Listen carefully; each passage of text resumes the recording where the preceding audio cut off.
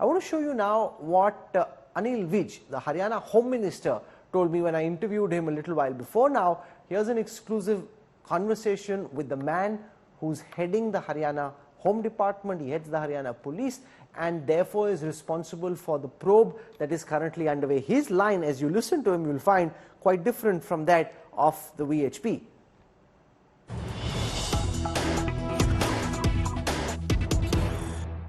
Big India Today investigation on the mayhem in Mewat. I want to go across live and exclusive to the Home Minister of Haryana, senior Bharatiya Janata Party leader Anil Vij, now joining us on this broadcast. Vij साहब, स्वागत है आपका India today पे। पूरा देश देख रहा है कि इस वक्त हरियाणा पे क्या चल रहा है। आप राज्य के गृह मंत्री हैं। सबसे पहले हमारे दर्शकों को बताएं कि अब तक की आपकी सरकार की, आपकी पुलिस की तहकीकात कहां पे पहुंची है। आपके हिसाब से नू मेवात के इलाके में क्या हुआ, कौन जिम्मेदार है, वहीं से शुरू करते हैं। विज साहब, देखिए, अभी हमने वहां पर स्थिति को नियंत्रण में करने के लिए 20 कंपनियां हमने केंद्र सरकार से जो मिली थी वो डाली हैं। 30 कंपनियां हमने हरियाणा की वहाँ पर डाली हैं। मेरे सामने सबसे पहले काम है वहाँ पर स्थिति को नियंत्रण करना, शांति बहाल करना, लोगों का सरकार में विश्वास कायम कराना, और वहाँ पर जिन लोगों ने ये सब कुछ किया है उस एक एक आदमी को उसके किए की सजा दिलाना। उसके लिए पुलिस वहाँ पर लगातार काम कर रही है। लगभग 41 FIR वहाँ पर दर्ज की गई हैं। 116 आदमी को गिरफ्तार किया गया है। 90 आदमी अंडर डिटेंशन हैं। उनमें से भी हम एक एक आदमी की जांच कर रहे हैं। हमने नू को 8 भागों में बांटा है। 8 हमारे थाने हैं। हर थाने पर हमने एक IPS लगाया है जो अपने अपने क्षेत्र में जो जो साक्ष्य वहाँ पर मिल रहे हैं उनके आधार पर वहाँ पर वो कार्रवाई कर रहे हैं। मैंने अभी आदेश दिया है क्योंकि सोशल मीडिया की बहुत बड़ी इस घटना में भूमिका है, इसलिए किसी सीनियर IPS की अध्यक्षता में एक कमेटी बनाने के लिए मैंने लिखा है जो 21 जुलाई से लेके 31 जुलाई और उसके बाद तक सोशल मीडिया की स्कैनिंग करे, फेसबुक की स्कैनिंग करे, ट्विटर की स्कैनिंग करे, व्हाट्सएप की स्कैनिंग करे, और जहां कहीं पर भी कोई उत्तेजक बात किसी के द्वारा भी की गई है उसको जो भी कानून है उसके नियमों के तहत उसको सजा दिलाई जाए। विज साहब, आपने देखा होगा हमने इंडिया टुडे पे आज तक पे एक तहकीकात दिखाई जिसमें जो स्थानीय CID है वो कह रही है कि उन्होंने प्रशासन को, पुलिस के तंत्र को 8-10 दिन पहले बताया था कि इस तरह गौरक्षक जो हैं, जो काऊ विजिलेंटेज हैं, उनकी एक ये यात्रा निकलने वाली है और उसके बारे में सावधान रहने की जरूरत है। सवाल आपसे जो देश पूछना चाहता है वो ये कि वहां पे होमगार्ड की तैनाती थी, हरियाणा होमगार्ड की तैनाती थी, लेकिन आपकी रैपिड एक्शन पुलिस फोर्स जो आपकी सेंट्रल आर्म्ड पुलिस फोर्स है उनकी आपने तैनाती क्यों नहीं की? इतने कम पुलिस वाले क्यों थे जब ये यात्रा वहां से निकल रही थी और ये वायलेंस हो रहा था?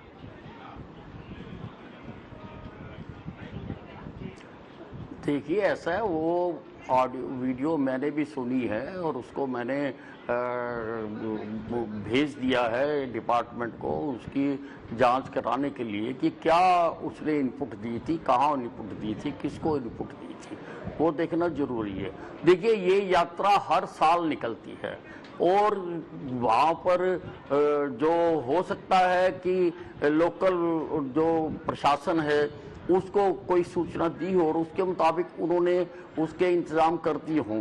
जहाँ तक मैंने जानकारी हासिल की है, जितनी पुलिस पिछले सालों में लगाई जाती थी उतनी ही इस बार भी वहाँ पर लगाई गई है।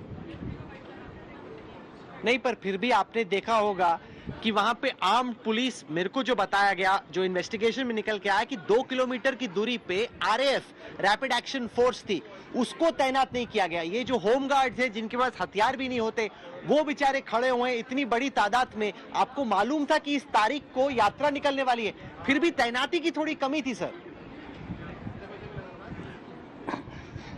नहीं, देखिए, ये अब प्रदेश में स्थानीय स्तर पर कई कार्यक्रम होते रहते हैं, सबकी जानकारी हमारे तक नहीं आती है, तो वहाँ पर स्थानीय प्रशासन ही अपने जो इनपुट होता है उसके हिसाब से इंतजाम करते हैं। क्योंकि मामला ये इतना बड़ा हो गया तो इमीडिएटली फिर हमें पुलिस भेजनी पड़ी है आजू बाजू के सभी जिलों से, गुड़गांव से, झज्जर से, फरीदाबाद से, रेवाड़ी से, सारी पुलिस हमने फिर वहां पर भेजी जब ये मामला हो गया। पहले तो रूटीन जैसे जिले में आम कार्यक्रम होते रहते हैं उसी प्रकार से ये कार्यक्रम हो रहा था। अच्छा विद साहब, ये बताइए कि ये मोनू मानेसर का आपके हिसाब से स्टेटस क्या है? ये बजरंग दल का जो गांव विजिलेंटे, गांव रक्षक दल है, उसका इंचार्ज है। राजस्थान में जो लिंचिंग्स हुई उसमें ये अक्यूज्ड है। कहा जाता है कि मानेसर में ये खुला घूमता है। आपके विचार में मोनू मानेसर का इस वक्त का स्टेटस क्या है? नहीं, हमारे विचार में वो एक वांटेड क्रिमिनल है। उसके खिलाफ हरियाणा में भी और राजस्थान में भी केस दर्ज है और उसको दोनों प्रदेशों की पुलिस पकड़ने की कोशिश कर रही है। तो आप कमिटेड है, मतलब ऐसा तो नहीं कि चूंकि ये वीएचपी और बजरंग दल का है, वो ओवरऑल आरएसएस के ही एक हिस्सा है, तो आपकी सरकार, आपने कहा वांटेड क्रिमिनल है। देखिए, हाँ जी, उसके खिलाफ केस दर्ज है, हमारे प्रदेश में भी दर्ज है, राजस्थान में भी दर्ज है, दोनों प्रदेशों में केस दर्ज है उसके खिलाफ। एक चीज और बताइए, ये साइबर पुलिस थाना जो है, इसको टॉर्च किया गया, इस पे आगजनी हुई, तो इसकी क्या वजह है? कुछ लोग मुझे बता रहे हैं कि चूंकि आपकी सरकार ने वहां पे साइबर क्रिमिनल्स के खिलाफ, क्योंकि नू मेवात एक तरीके से जामतारा 2.0 के तौर पे उभर रहा है, वहां पे साइबर क्राइम काफी चल रहा है, इस वजह से साइबर पुलिस थाने को टारगेट किया गया। आपकी फिलहाल ये साइबर पुलिस पुलिस स्टेशन की टारगेटिंग को लेकर क्या खबर है? नहीं, इसी एंगल से हम भी जांच कर रहे हैं, लेकिन जब तक सारे तथ्य सामने ना आ जाएं तब तक कुछ कहना बेहतर नहीं है। ये एंगल हमने भी देखा है कि साइबर थाने को ही क्यों टारगेट किया गया, उसको ही क्यों दीवार तोड़ी गई, उसकी गाड़ियों को क्यों आग लगाई गई, ये हमने भी देखा है। और हम इस एंगल से भी, क्योंकि कुछ समय पहले हमने वहां पर बहुत बड़ी संख्या में साइबर का जो क्राइम करने वाले लोग हैं उनको पकड़ा था, और उस एंगल पे हम भी कार्रवाई कर रहे हैं। नहीं, पर आपने बनने भी तो दिया। ये जो पूरा नू मेवात का बेल्ट जामतारा 2.0 बना है, वो भी तो सर आप ही के राज में बना है। आपको इसको रोकना चाहिए था। आपने इस तरीके से इतना साइबर क्राइम वहां पे होने क्यों दिया? अब आप एक्शन ले रहे हैं, बात सही है, लेकिन शुरू में तो ये अड्डा तो बन ही गया साइबर क्राइम का। देखिए, हमें जैसे ही हमारे संज्ञान में आया, हमने लगभग 5000 पुलिस कर्मचारी वहां पर लगाए और हमने जो जो उसमें शामिल थे उनको पकड़ा, उनके खिलाफ कार्रवाई भी की है, उनको जेल में भी डाला है। अच्छा ये बताएं, ये जो आगजनी हुई नू में, मेवात में, सोना रोड पे, गुड़गांव में, उसको पूरा देश देख रहा है। खासतौर से आप गुड़गांव को एक मिलेनियम सिटी के तौर पे पेश करने की कोशिश कर रहे हैं। दुनिया भर से आप निवेश लाने की कोशिश कर रहे हैं। कई बड़ी अंतर्राष्ट्रीय, राष्ट्रीय कंपनियों के वहां पे कारखाने हैं, वहां पे उनके दफ्तर हैं। इस तरह से जो आगजनी हुई, दफ्तर बंद करने पड़े, उससे तो काफी एक नेगेटिव मैसेज गया। तो जो लोग इस वक्त देख रहे हैं, जो गुड़गांव से जुड़े हुए हैं, जो गुड़गांव को लेकर चिंतित हैं, उनको गृह मंत्री के तौर पे आपका क्या मैसेज है सर?